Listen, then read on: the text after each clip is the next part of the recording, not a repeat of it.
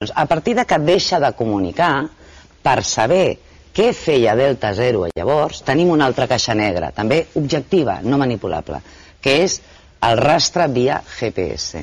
I a través del rastre via GPS nosaltres hem vist tot el que va fer aquesta persona. I aquesta persona el que va fer és anar-hi al front de l'incendi, que torno a repetir, estava arribant a Horta, i intentar visualitzar des d'allà, perquè des del CCA el fum no permetia veure com anava el foc, per ubicar a les dotacions de reforç que ja estaven venint. I a partir d'aquí és quan es troba la carretera amb gent que té que evacuar, el mas que té que evacuar, etc. I en aquells moments jo voldria que entenguessin una cosa.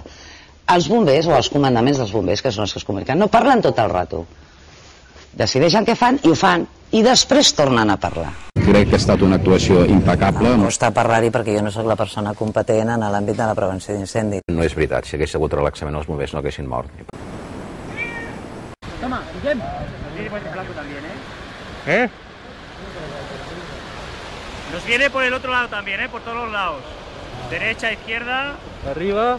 Y de arriba,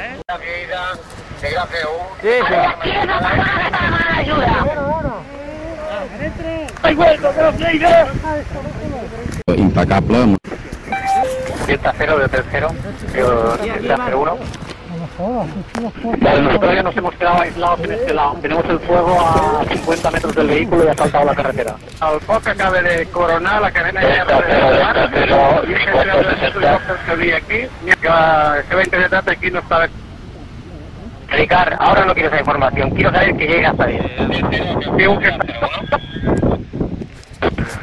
Gràcies, Ida, porta-t'hi gràcies, jo t'escolto i continues parlant. Soc Graf 01, m'escoltes?